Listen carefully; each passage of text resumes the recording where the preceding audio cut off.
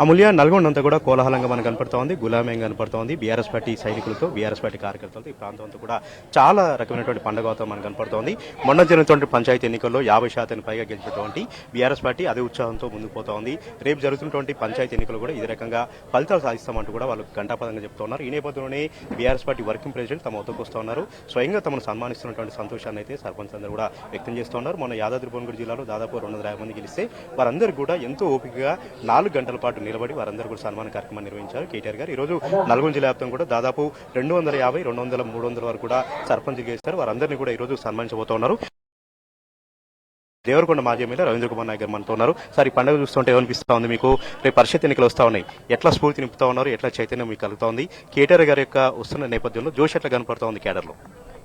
నల్లగొండ జిల్లా వ్యాప్తంగా మొన్న జరిగిన గ్రామ పంచాయతీ ఎన్నికల్లో మేము కూడా ఊహించినంత బ్రహ్మాండంగా గ్రామాలలో కేసీఆర్ గారు మళ్ళీ తిరిగి రావాలి, బీఆర్ఎస్ పార్టీ అధికారంలోకి రావాలి, అందుకు అవసరమైన తొలిమెట్టు ఏదైతే ఉందో ఈ గ్రామ పంచాయతీ ఎన్నికల్లో సర్పంచులు, ఉప సర్పంచులు, వార్డు మెంబర్లు అందరూ కూడా గెలవాలనే ఆలోచనతోటి మంచి మెజారిటీతో అత్యధికమైన సీట్లు బ్రహ్మాండంగా గెలిపించడం అని జరిగింది. అక్కడక్కడ కొన్ని చిన్న చిన్న పొరపాట్ల వల్ల 2 ఓట్లు, 3 ఓట్లు, 4, 5, 6, 7 ఓట్లతో కొన్ని వందల సంఖ్యలో కొన్ని సర్పంచులు కొన్ని తగ్గిపోవడం జరిగింది తప్ప చాలా బ్రహ్మాండంగా గ్రామాలలో మళ్ళీ ఎప్పుడు మండల పరిషత్లు కానీ, జిల్లా పరిషత్లు కానీ, లేకపోతే ఈ మన మున్సిపల్ ఎన్నికలు ఎప్పుడు వస్తాయని ఎదురు చూస్తూ ఉన్నారు.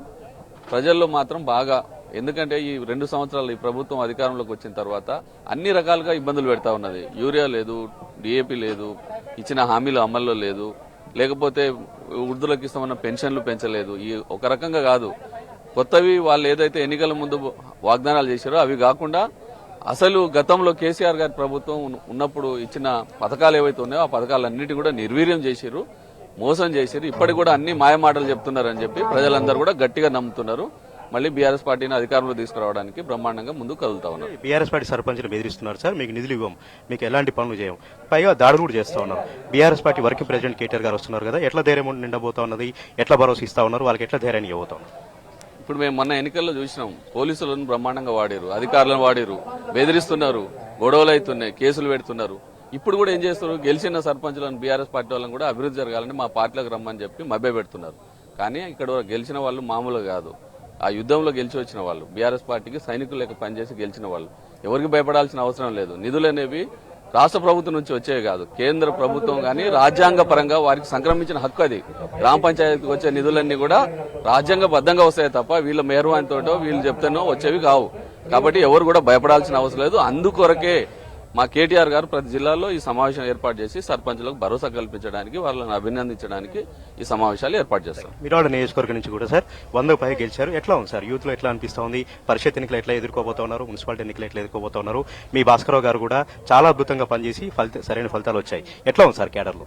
బ్రహ్మాండంగా, అంటే యువత కూడా పెద్ద ఎత్తున మొన్న సర్పంచ్ ఎలక్షన్లో అన్ని గ్రామ పంచాయతీల్లో కూడా పెద్ద ఎత్తున బీఆర్ఎస్ పార్టీ తరఫున ప్రత్యక్షంగా ప్రచారంలో పాల్గొని మంచి రిజల్ట్స్ వచ్చినాయి. ఎందుకంటే మనము ఒక 40% సీట్లు మనం గెలుచుకున్నాం, ఇంకో 30% సీట్లు కూడా 10 ఓట్ల మెజార్టీ తక్కువలో ఓడిపోవడం జరిగింది.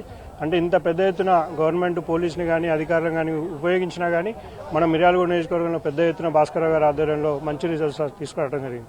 సార్, మీరంతా కూడా సాగర్ ఆయకట్టు సార్, ఇప్పుడు యాప్ తీసుకొచ్చారు యూరియా గురించి. మొన్న మన లైన్ లో చూసాం, ఒక మహిళ కూడా మీ ఏరియాలో చనిపోయింది, మీ నియోజకవర్గంలో యూరియా కోసం తొక్కిస్లాట్లో. ఇప్పుడు యాప్ తీసుకొచ్చారు. యాప్ ద్వారా రైతులు ఎట్లా ఆందోళన పడుతూ ఉన్నారు, ఎట్లా మనోదినం చెందుతా ఉన్నారు? యూరియా దొరికే అవకాశం ఉందా ఈ యాప్ ద్వారా? నిన్న మన పెద్దలు కేసీఆర్ గారు చెప్పినట్టు అంతకుముందు యాప్ అంటే మన ఇంటికి ఆటో వాడికి ఇస్తే 10 బస్తాలు లైన్లలో చూసుకున్నాం. పోయినసారి మనం ఎంత ఇబ్బంది పడ్డామో చూసినాం. ఇప్పుడు యాప్ అనేది రైతులకు ఎంత ఇబ్బంది అందరికీ కూడా తెలిసేది కాదు, చచ్చేది కాదు. అది ఆ యాప్లో మొదలుపెట్టి ఆ యాప్లు ఎక్కడున్నాయో తెలియదు, యాప్లో ఎక్కడుందో తెలియదు, ఇది నెట్వర్క్ ఉండేది కాదు. ఇదంతా ఇంకా ఎక్కువ కన్ఫ్యూజ్ చేయడానికి చేసే పని తప్పితే నిజంగా రైతులకు ఏదైనా ఉపయోగకరంగా అయితే ఏం లేదు. ఇది శ్రీనివాస్ రెడ్డి గారు ఉన్నారు, రైతు బంధు సమితి జిల్లా అధ్యక్షుడు చేశారు. ఇప్పుడు జరుగుతున్నటువంటి పరిస్థితులు ఎట్లా ఉన్నాయి? బీఆర్ఎస్ పార్టీ ఇంత విజయం మోగిస్తా ఉంది, విజయంగా మోగిస్తా ఉంది. వచ్చే అన్ని ఎన్నికలు కూడా ఫలితాలు ఎట్లా రాబోతా ఉంటాయి? కేటీఆర్ గారు వస్తున్నారు కదా, కేడర్లో ఎట్లా నూతన ఉత్తేజం, జోష్ నెలకొంది? వాస్తవంగా ఈ ఎన్నికలు రాష్ట్ర వ్యాప్తంగా మనం చూస్తున్నట్లయితే, గమనించినట్లయితే సర్పంచ్ ఎన్నికల్లో 4000 సర్పంచ్లకు పైన మనం గెలిచినామంటే ఈరోజు కారు గుర్తు కోసం గ్రామీణ ప్రాంతాల్లో ప్రజలు దేవులాడుతున్నారు. ఎందుకంటే నిజంగానే కారు గుర్తుకు ఉండి ఉంటే మాత్రం 70%, 80% కూడా ఈరోజు ఎన్నికల్లో గెలుపు జరిగేది. మరి కారు గుర్తు లేకపోవడం వల్ల చాలామంది మహిళలు కానీ వాళ్ళందరూ కూడా కన్ఫ్యూజ్ అయ్యారు. మరి తప్పకుండా గుర్తు మీద ఎలక్షన్ జరిగితే అత్యధిక మెజారిటీతోనే బీఆర్ఎస్ పార్టీని గెలిపించేందుకు సిద్ధంగా ఉన్నారు. మరి రైతులలో కూడా చాలా వ్యతిరేకత వచ్చింది. గ్రామీణ ప్రాంతాల్లో రైతులందరూ కూడా మరి బీఆర్ఎస్ ప్రభుత్వానికి మద్దతు తెలియజేస్తున్నారు. ఈ రోజు మనం గెలిచినట్టు మన మిర్యాలగూడ నియోజకవర్గంలో కూడా ప్రత్యేకంగా మా భాస్కర్రావు గారు మరి ప్రతి వాళ్ళకి అందుబాటులో ఉండి మరి రైతులందరికీ అందుబాటులో ఉండి బ్రహ్మాండంగా పనిచేసి చేయబట్టి ఈ రోజు ఇంత ఘన విజయం సాధించారు. జిల్లా వ్యాప్తంగా కూడా అదే స్పందన ఉంది. ఈ విధంగా బీఆర్ఎస్ పార్టీ క్యాడర్లో అయితే నూతన విజయం మనకు కనపడుతోంది, సందడి మనకు కనపడుతోంది. మరి కాసేపట్లో కేటీఆర్ గారు వస్తున్నారు కాబట్టి చాలా ఉత్సాహంగా ఏదైతే నియోజకవర్గాల నుంచి కూడా పెద్ద ఎత్తున కూడా వస్తున్నటువంటి పరిస్థితి మనకు కనిపిస్తోంది. ఈ క్యాడర్ మనం చూడొచ్చు, పెద్ద ఎత్తున కూడా వస్తూ ఉన్నారు, గులామయంగా మారింది. మొత్తంగా అయితే కేటీఆర్ గారు రాక సందర్భంగా పార్టీలో అయితే నూతన ఉత్తేజం మనకు కనపడుతోంది. మరి కాసేపట్లో ఇక్కడికి వచ్చి సర్పంచులందరూ కూడా సన్మానం చేస్తారు కాబట్టి పెద్ద ఎత్తున కూడా క్యాడర్ అంతా కూడా తరలి వచ్చింది. నల్గొండ అంతా కూడా పండుగ వాతావరణం నెలకొంది. ఓకే.